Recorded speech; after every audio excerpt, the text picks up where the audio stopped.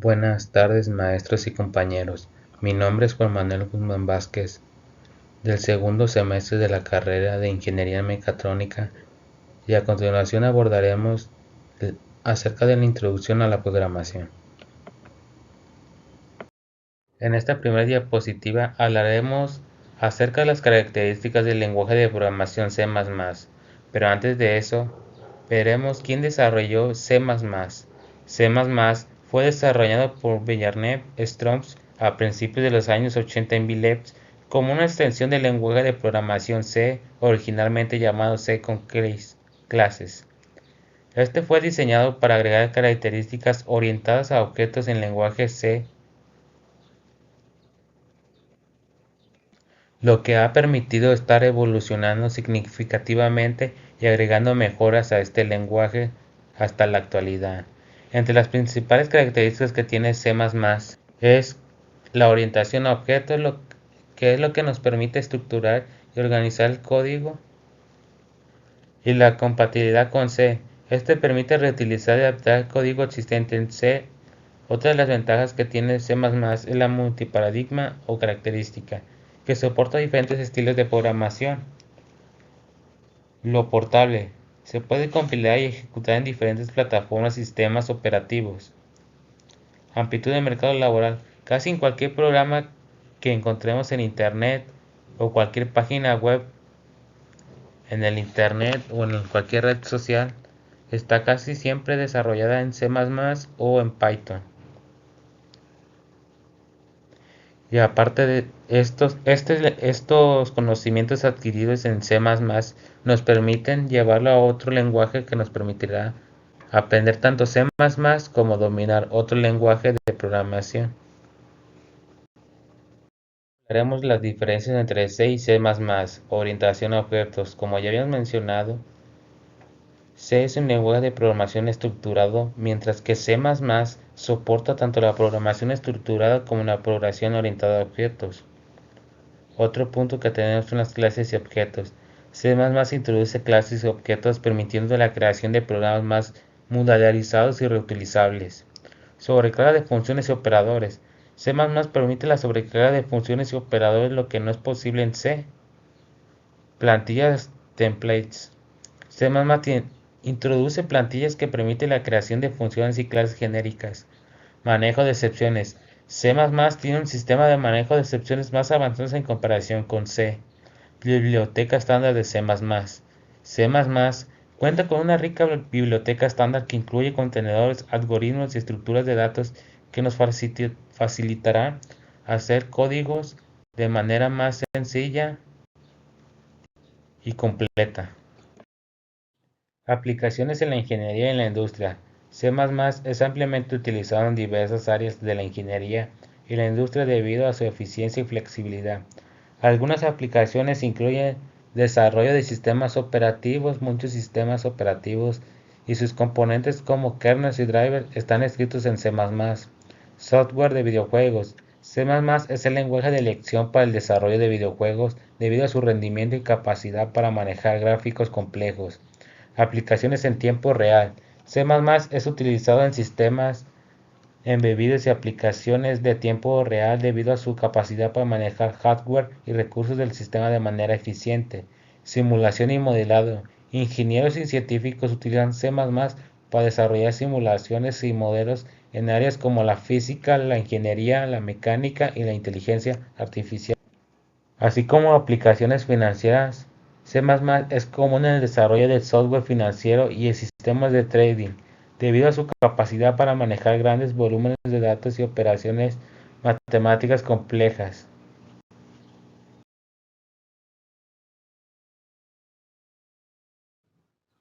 Abordaremos qué es la estructura básica de un programa en C++. A continuación hablaremos de la estructura de un programa en C++, el cual está definida en las siguientes partes. En el primer punto tenemos la directiva de procesador.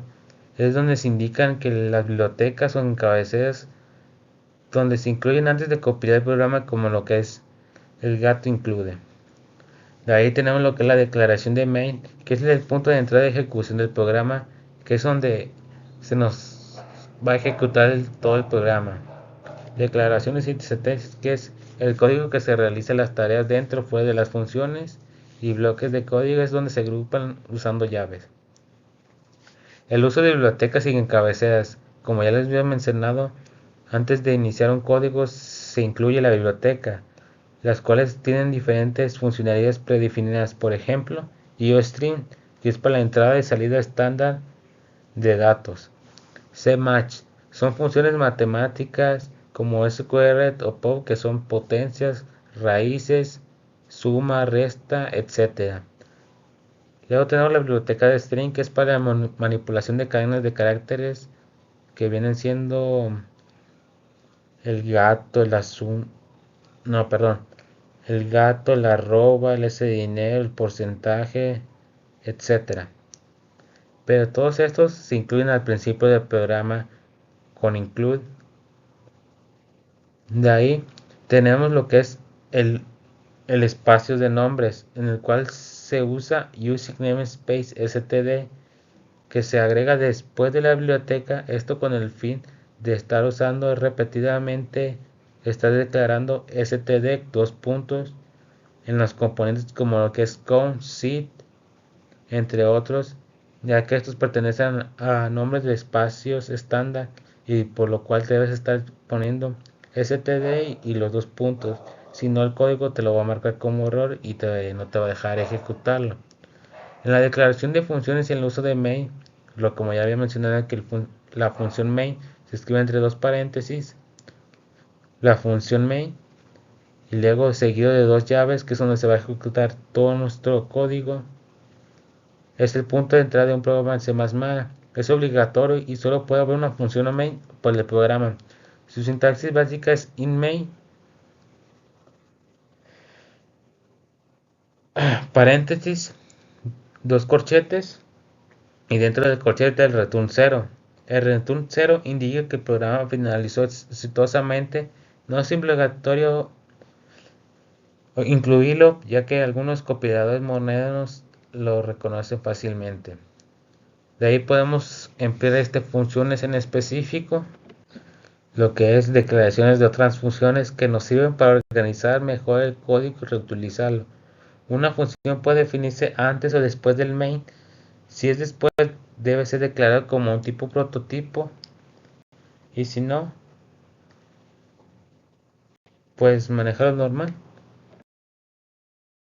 Es traducción y ejecución de un programa. Proceso de compilación y enlace. En primera instancia tenemos lo que es el preprocesamiento. El código fuente pasa por un preprocesador que maneja directivas como include, define y idefet. Esto genera un archivo código fuente expandido. De ahí brinca lo que es la compilación, que es el archivo código fuente expandido, donde se convierte el archivo objeto .obj o mediante el compilador. Este archivo urgente contiene código máquina, pero aún no es ejecutable completo. Sería más bien todo el código, pero sin ejecutar. En el enlace like, los archivos y objetos de las bibliotecas necesarias se combinan mediante un enlazador para crear un archivo ejecutable final. Este proceso resuelve referencias a funciones y variables externas. Y aquí ya tenemos el ejecutable, que es la consola, donde se muestra todo el código, y tenemos la interfaz de hombre a máquina. Tipos de errores. En primera instancia tenemos el error de sintaxis. Ocurre cuando el usuario no respeta la gramática ni la estructura del lenguaje de programación. Esto se debe a la falta de punto y coma, paréntesis, corchetes, llaves, comillas, etc. Estos errores son detectados durante la fase de compilación. Error de compilación. Incluyen errores de sintaxis, pero también la combinación de otros problemas como referencias a variables no declaradas o tipos incompatibles. Estos errores impiden que el programa se compile correctamente. Errores de ejecución. Esto ocurre cuando ya pasó. Esto ocurre cuando el programa se está ejecutando. Entre los ejemplos que tenemos, errores de ejecución se debe al que el programa no se comporte de manera esperada debido a la programación realizada por el usuario, y lo que conlleva que el programa se corrompa o no muestre lo, lo que el usuario debería de esperar. Validación de programas. Este es un tema muy importante en programación de C++, ya que este nos permite asegurar que un programa cumpla con los requisitos y especificaciones definidas por el usuario. Lo que, lo que hace lo que se hace en este punto es validar que el programa funcione correctamente en diferentes escenarios y que produzca resultados esperados. Un ejemplo claro es la suma de dos números que sean enteros, ¿no? Exactamente. Esto quiere decir que si hacemos la suma de dos cantidades decimales o fraccionales, nos va a dar un error que solamente se pueden sumar dos cantidades enteras y no racionales, a lo que va a conllevar a que el usuario ingrese nuevamente hasta que sea válido se cumpla con la especificación de que sean números enteros. ¿Cómo se implementa la validación para cada programa? Tenemos lo que es las pruebas unitarias. Verifican que cada unidad individual de código, como funciones y métodos, funcione correctamente. Se escriben casos de prueba para cada unidad y se comprueban los resultados. Pruebas de integración. Verifican que las diferentes unidades de código funcionen juntas de manera correcta. Esto incluye probar interacciones entre funciones, módulos o bibliotecas. Pruebas de sistemas. Verifican que el sistema completo funcione correctamente en un entorno realista. Esto incluye pruebas funcionales y no funcionales, como pruebas de rendimiento y de seguridad. Pruebas de aceptación. Verifican que el sistema cumpla con los requisitos y expectativas del usuario final. Estas pruebas suelen ser realizadas por los usuarios o clientes. 4. Tenemos lo que son elementos del lenguaje. A continuación veremos los siguientes puntos. Tipos de datos, variables y constantes. Los tipos de datos en C++ especifican el tipo de valor que puede almacenar una variable. La variable son un espacio de memoria con un nombre en específico que se utilizan para almacenar datos. Entre los más comunes en C++ tenemos a los enteros. En este caso tenemos al int, que almacena números enteros tanto positivos como negativos. En los reales tenemos al float y al double, almacena números con decimales. Al igual que los enteros, manejan tanto positivos como negativos. En el caso de los caracteres tenemos al char, almacena un único carácter que puede ser signos de operación o caracteres especiales. En el caso de booleanos tenemos al bool, que almacena valores de verdadero o falso para cumplir cierta condición que pida el usuario o el programa. En las cadenas tenemos el string, que viene siendo como el char, pero combina tanto letras como signos de operación y caracteres. Pero esto requiere de una biblioteca requieren de una biblioteca en específico, que en este caso es el string, y tenemos otros que es el long, el short y un inset, entre otros. Tenemos lo que son las constantes, que son valores que definimos al programa. En este caso debe usar const, pero no es estrictamente necesario, ya que nomás para dar estética, pero nos puede servir para identificar el programa o esté bien organizado. Los operadores aritméticos, lógicos y racionales. Los operadores aritméticos se utilizan para realizar operaciones matemáticas, como en la primaria o en el bachillerato. Sabemos que las sumas para sumar, las restas para restar, la multiplicación en este caso es el asterisco, la división es la diagonal, pero el módulo lo utilizamos en este caso afuera de los cálculos, lo utilizamos para sacar el porcentaje, pero en este caso lo utilizamos para sacar el residuo de una división. En los operadores relacionales nos permiten comparar dos valores y nos devuelven un valor booleano, o sea, un verdadero o falso. O sea que tenemos el mayor que, menor que, igual que, distinto de, mayor igual que o menor igual que esto es para definir ciertos valores a números o a constantes o a variables. Y los operadores lógicos nos permiten combinar expresiones tanto lógicas como analógicas. Tenemos al gato alfa, que devuelve valores verdaderos si las condiciones son verdaderas. En este caso tenemos el OR lógico, que viene siendo como tipo como tipo de valor absoluto, que devuelve el verdadero si al menos de una condición es verdadera. Y tenemos el no lógico, que es el signo de exclamación invertido, que es invierte el valor lógico. Para el caso de la entrada y salida de datos tenemos al SYN y al COUT, como se puede mostrar en la imagen. Para la salida de datos se utiliza el COUT, pero se utiliza además de eso el signo de menor que dos veces. Esto nos permite mostrar lo escrito en el programa para que se muestre al usuario en la consola. Para el caso de la entrada de datos se utiliza el SYN, que como lo dice es para que el usuario pueda ingresar un número a la consola y que el programa lo pueda ejecutar.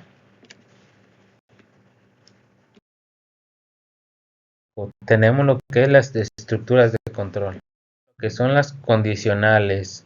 Tenemos lo que es el if, el else if y el switch. El if evalúa una condición si es verdadera, ejecuta un bloque de código. En este caso, como se puede mostrar en la imagen, tenemos lo que es una variable definida que se da es igual a 20 con su punto y coma.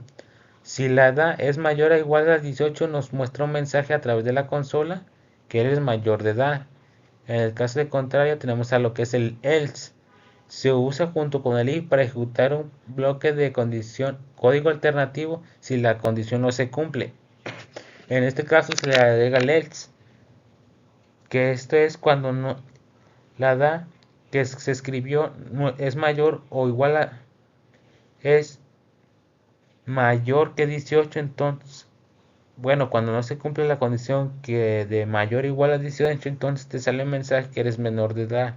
Para el caso del else if, permite evaluar múltiples condiciones en una estructura condicional. Esto quiere decir, como se puede apreciar en la imagen, que si la edad es menor a 13, eres un niño. Caso contrario, que si definimos como else if edad menor a 18, nos sale un mensaje en la consola que eres un adolescente. En el caso contrario de que no se cumpla ni la primera condición ni la segunda condición, nos arroja otro resultado definitivo que eres un adulto. Para el caso del switch, evalúa una variable y ejecuta el bloque de código correspondiente al caso coincidente. En este caso tenemos lo que es inopción definido como 2 y tenemos lo que es el switch como opción y los dos posibles opciones que tenemos: opción 1, opción 2 y opción 3 válida. O sea que de las dos opciones que tenemos que escoger una. Si escogemos una que no está dentro del rango, nos va a salir un mensaje en la consola de opción no válida hasta que seleccionemos una opción correcta. Con esta presentación hablaremos de las estructuras iterativas, que en este caso tenemos tres: el for, el while y el do while. El for se utiliza cuando se conoce el número exacto de iteraciones. Esto quiere decir que se repita hasta que el usuario finalice el programa. O sea que yo puedo estar repitiendo este código, me dice volver a intentar, le doy otra vez, otra vez, otra vez, hasta que el usuario finalice el programa. En caso de while, repite el código mientras la condición sea verdadera. Esto es útil cuando no se conoce con precisión el número de iteración. Esto quiere decir que nomás se va a cumplir, se va a repetir mientras, por ejemplo, digamos, cinco veces se va a repetir, porque no se sabe con exactitud cuántas veces debe de repetir. Y, y en el caso contrario tenemos al do while, similar al while, pero asegura que al menos una vez se ejecute el código. O sea que de la diferencia entre el for y el while, este se va a cumplir una sola vez y se va a finalizar el programa. ¿Por qué? Porque no se sabe con exactitud cuántas veces se debe de repetir el código y lo que conlleva a que finalice el programa. A continuación explicaré lo que es acerca del brazo robótico, pero en Deep C++.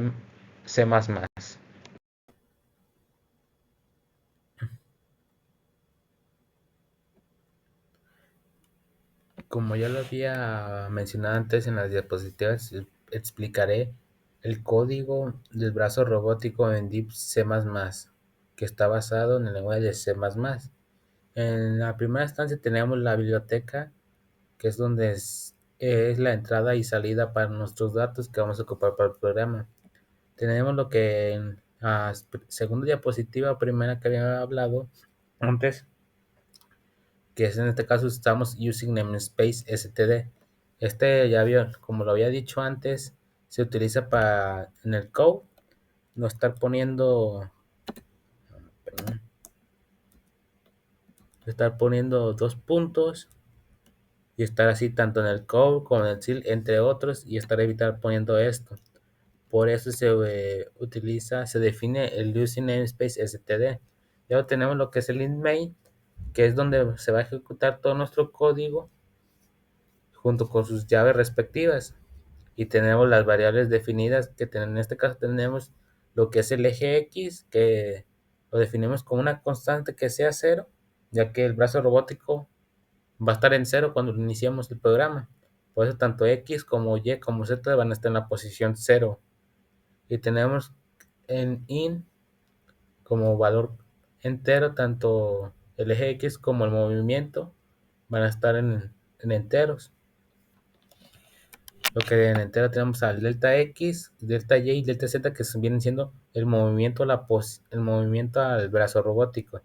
En el caso tenemos también definido al char como continuar, que es si el usuario quiere volver a agregar otra posición o quiere finalizar el programa, el paso es el char. De ahí tenemos lo que es el do, el while, que es, no te lo explicaré brevemente, y tenemos la salida a la consola, que utilizábamos el code con los dos menor que son signos de agrupación, como ya lo había mencionado en la diapositiva. Y tenemos entre paréntesis, que se había olvidado mencionar, que para mostrar un texto en la consola se tienen que usar comillas. En este caso queremos que se muestre el simulador de un brazo robótico, que viene siendo el título, y tenemos lo que es en L, que viene siendo el salto de línea. Si no le pongo en L, lo que va a hacer es que la posición inicial de un brazo, el título de abajo, se va a poner arriba. Esto se hace para saltar una línea, como si fuera el enter. Esa es su principal función.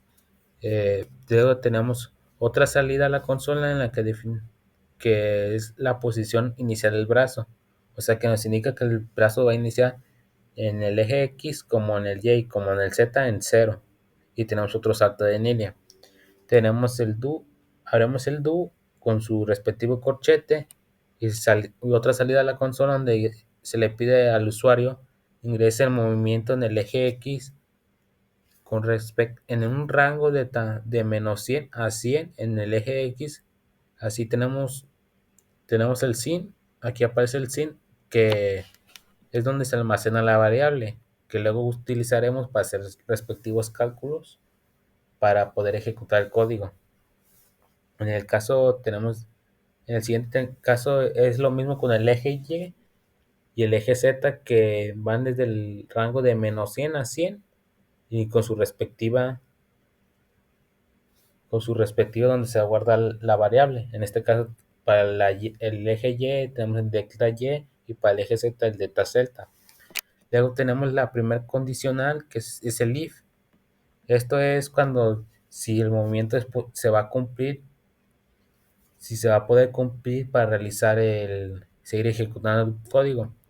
En este caso haremos el if y entre paréntesis tenemos que si x más delta x, o sea, yo ingreso un valor a la consola, esto lo va a sumar al donde se guardó la variable, y si este es menor a 100, o tenemos un operador lógico donde dice que si no se cumple esa función, se va a cumplir la otra función, pero se va a tener que ejecutar. O sea, es una de las dos posibilidades que puede hacer. En el caso tanto para el eje X como Y como Z, como tenemos en esta imagen, lo podemos apreciar. Estos van de un rango definido de menos 100 a 100. Y por aquí tenemos los operadores lógicos que al menos de una de esas dos condiciones se debe de cumplir. En el caso contrario, que escribiéramos 1000, 50 y 50, no se va a poder cumplir porque tenemos definido que el rango va de menos 100 a 100.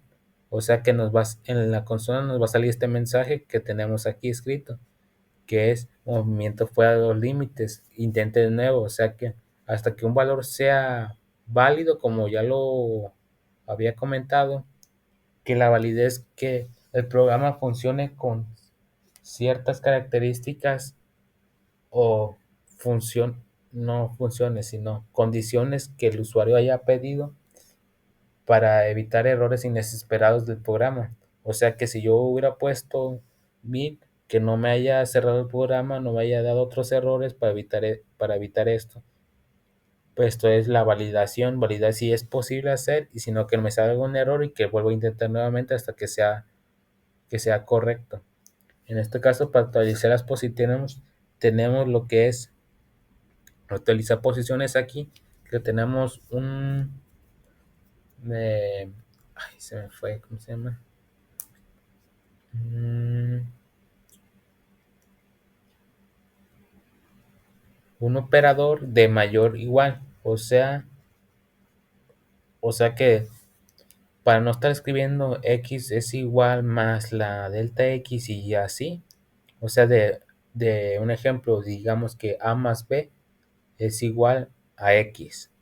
O sea, en este caso se utiliza un operador que es más igual, que lo que hace es decir que x va a ser, es igual a la suma de delta x y luego así sucesivamente con el eje y con el eje z. Luego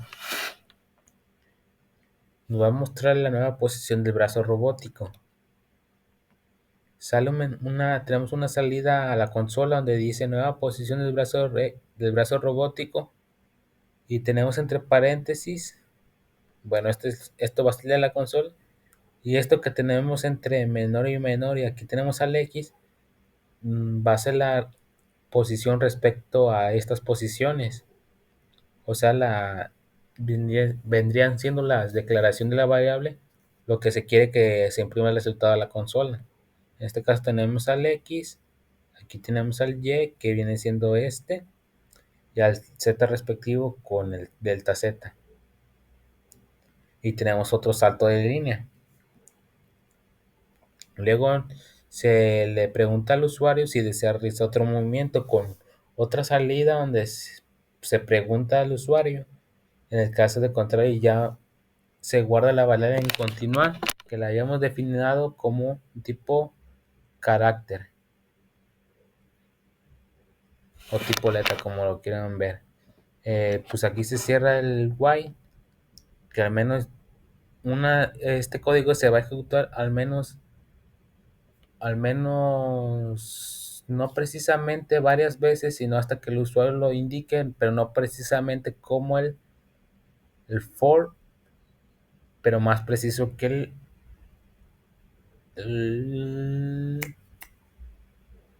¿cómo se llama el otro? Que el switch, ya que el switch nos permite hacer varias operaciones.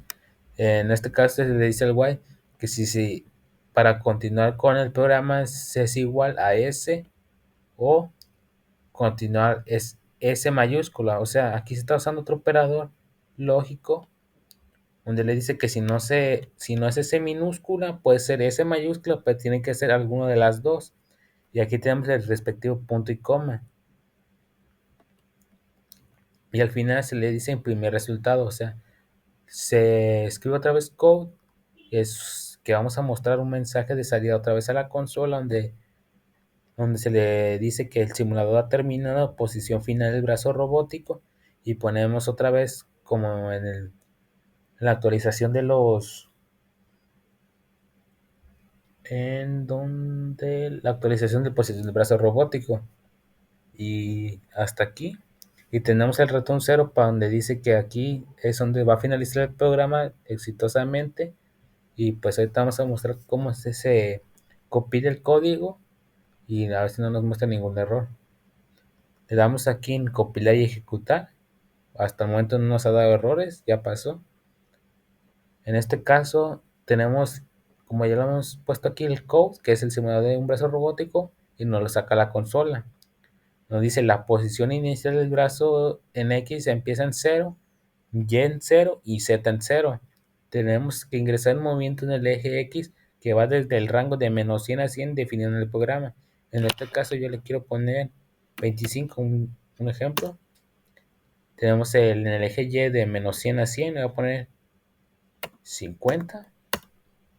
Ingresa el movimiento en el eje Z de menos 100 a 100, le vamos a poner un... Vamos a poner un 90. Y nos sale el mensaje, la nueva posición del brazo robótico es X es igual a 25, Y es igual a 50 y Z es igual a 90, que viene siendo la actualización de las posiciones de esto, ya que X estaba en 0. Al momento de yo ingresar un valor en la consola, el programa lo lee, lo suma y me lo regresa en la consola como la nueva posición del brazo robótico es 25, Y es 90 y Z es 90. ¿Qué pasa si no le hubiera puesto aquí que la variable empezara en 0? Pues como sabemos, un brazo tiene una posición fija. En el caso contrario, pues el programa no que me pueda arrojar valores, pero lo tengo que definir como 0 para especificar su punto de inicio, para dónde se va a desplazar, tanto en el eje Y como en el Z como en el X. Entonces se declara la variable como 0, se define más bien. Y aquí nos pregunta si desea realizar otro movimiento. Aquí lo habíamos puesto aquí. Si nosotros le ponemos ese, que aquí lo definimos que si la condición de continuar es igual a S minúsculo o S mayúscula, se va a volver a repetir el ciclo al menos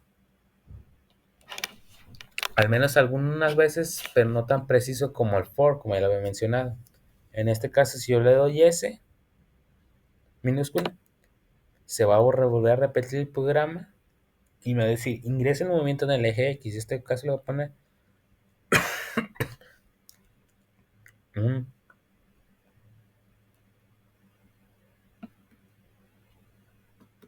40 menos 30 y más 20, por un decir. Aquí nos sale movimiento fuera de los límites, intente de nuevo. Si sacamos el conteo en el eje X, 40 menos 25 son 65. De 50 menos 30 son menos 20. Y 90 más 20 en el eje Z son 100. O sea que nos está dando que ya ese movimiento no está permitido, ya que el rango que lo definimos para el eje Z, tanto negativo como tanto positivo como negativo, es menos 100. O sea, esa coordenada es incorrecta, que lo vuelvo a intentar. En este caso le doy otra vez S mayúscula o S minúscula y nos sale otra vez, ingresa en movimiento en el eje X, pero en el rango de menos 100 a 100. En este caso le voy a poner 25, voy a poner 40 y le voy a poner 10. Y tenemos esto. Nos sale la nueva actualización de la posición del brazo robótico, que tenemos que X es igual a 50, Y es igual a 90 y Z es igual a 100. Y si ya quisiera finalizar el programa, le doy un N o cualquier otra tecla. En este caso yo le puse que N para salir. Bueno, cualquier tecla. Le doy N y nos sale un mensaje en la consola que nos dice simulador terminado. Posición final del brazo robótico es X igual a 50, Y es 90 y Z es 100. Y aquí pues, sería todo el código del brazo robótico del proyecto de la unidad 2.